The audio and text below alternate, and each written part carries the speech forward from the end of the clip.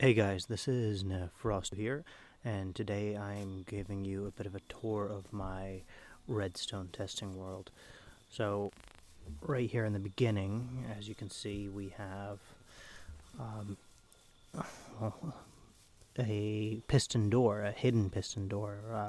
This little gadget right here is the mechanism to reignite the fire, and as you can see, I'm walking around a bit. I'm actually testing out a new recording method, so I wanted to see exactly how smooth it came out, how the audio came out, so this was a bit of a trial as well. Alright, so as you can see, I've got a bit of a structure here, and more of a decorative look. You can design this any way you want. I use the flames to hide some of the mechanisms. And also hide the input device. Over here you can see the actual mechanism that I use to reignite the flame there. So as the door opens and closes, the flame is automatically reignited. I'm sure most people who have done redstone in the past are familiar with the technique.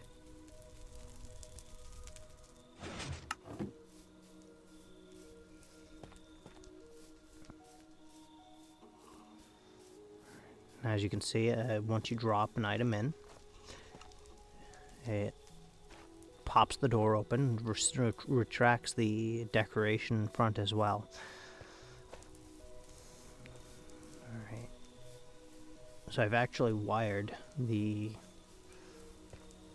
flame setter, the little dispensers there, to trigger whenever the blocks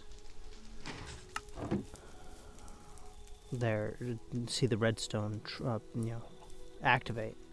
I have an inverter. I don't know what the common term is. I'm actually pretty new to Minecraft as a whole, so I've only been playing about a year, and I've watched a couple tutorials here and there. That Mumbo Jumbo is one that I do like to watch, but he plays on Java Edition, and I'm playing on the Nintendo Switch Bedrock Edition.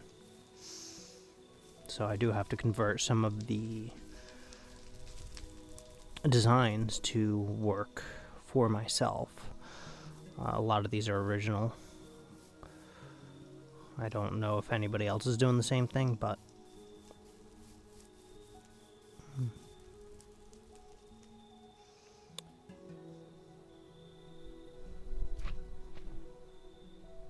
I'm sorry if you can hear the crickets in the background here. I'm sitting outside in the backyard. It's currently nighttime, and it's a beautiful, beautiful autumn night.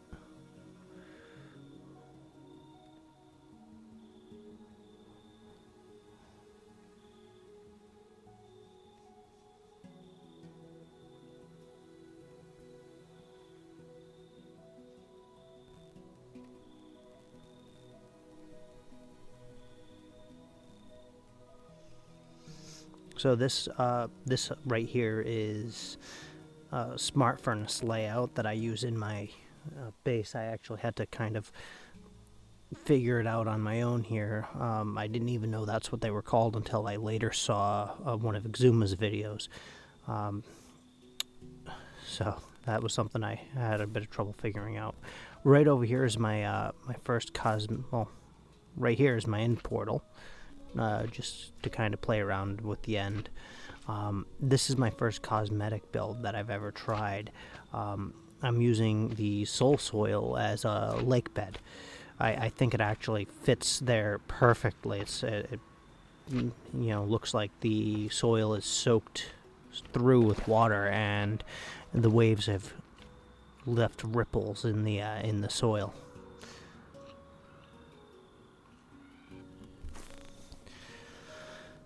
Alright, continuing on, we've got my fish farm design.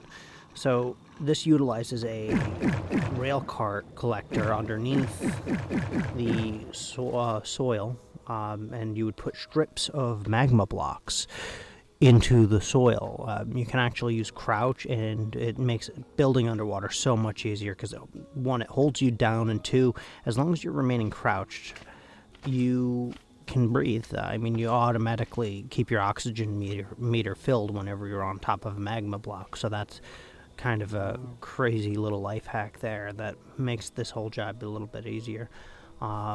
And that drags anything that spawns in the river or ocean biome wherever you happen to build this farm. It drags them down and destroys them on the magma blocks, creating, catching salmon, fish. I've killed skeletons in my survival world, zombies, whatever happens to go in there and get dragged under the water. Right over here, you've got my little. I'm fiddling around with how the item elevators work, as I've seen a couple of tutorials. So I'm not going to actually do my own tutorial. You can find about a dozen. Over here is a glimpse of my iron golem game. So that works on a simple bedrock iron golem farm that I utilize, and I've designed a game that uses a fishing rod and I'm going to show you in a second just a bit of a clip of how it works. The scoring system relies on who gathers more iron ingots for I believe I set it at 5 points per iron ingot and 10 points per poppy. You can always modify that if you ever replicate this game, but it uses separate cauldrons, and the object of the game is to drag the iron golems from the drop area in the middle into your cauldron, and the item collector will obviously keep track of who scored what.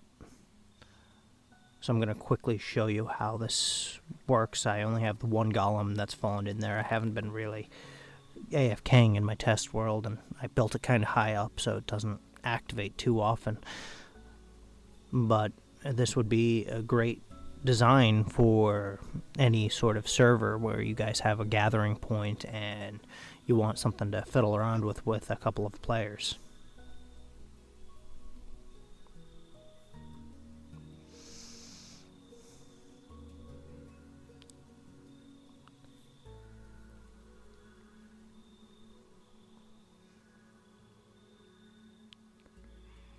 All right, as you can see, he doesn't come out over the gates no matter what. Alright, and you can't aim directly at the golems, which kind of makes it a little tricky. But you drag him in, the water ways kind of push him into the cauldron for you once you get him in there. The funny thing is the other player can actually drag him out of your water pathways and drag him into theirs. So over here's a failed experiment on that same game I was trying to make it. I failed to make a successful iron golem farm. I was trying to make a huge one, but it didn't work out. So I modified it with, because I am in a creative world, I created a super spawner. There's 10 zombie spawners in this little blacked out room. There's nowhere else for them to spawn on the outside because I encased it in non-spawnable blocks and surrounded it by light. So as you're sitting here, this one actually creates zombies as fast as you can take them out. They do tend to walk off on their own, though.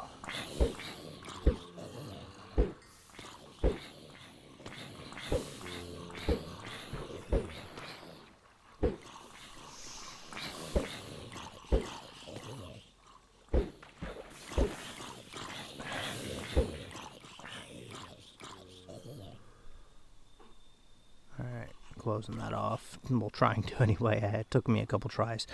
I am recording this afterwards. I've been trying to figure out a new recording setup, and unfortunately I made a mistake with the microphone and was not able to record any audio commentary during. So these are my flower farms. I've actually done a video. I might redo it now that I have a smoother recording system set up. That way it's easier for people to watch. But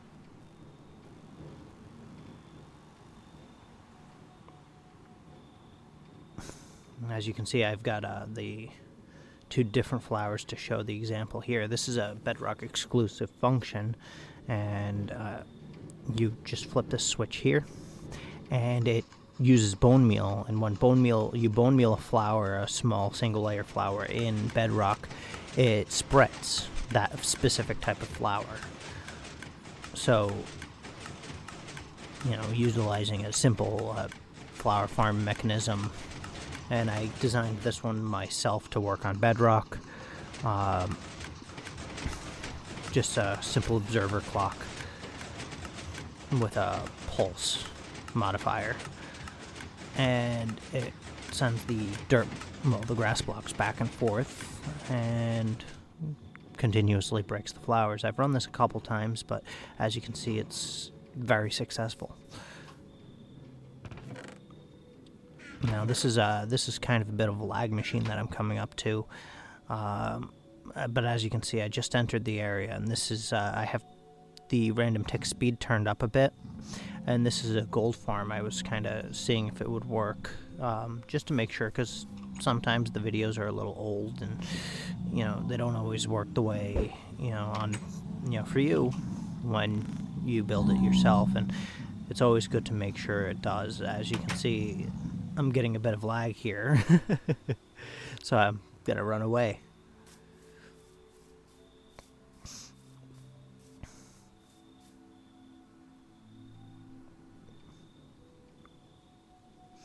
Those little rings over there are things I thought would make cool nether portals, unfortunately, or other dimensional portals. One's blue ice and one's the netherite, the ancient debris. I got some maps that kind of give you a little guide, so if I have somebody visiting my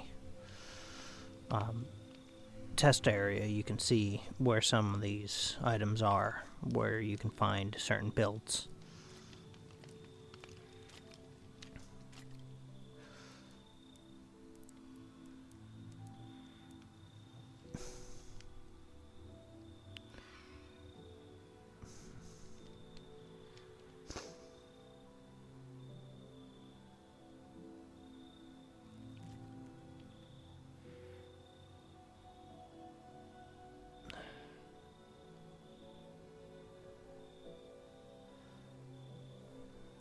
Alright, and looks like that's about it. I hope you guys have a wonderful evening.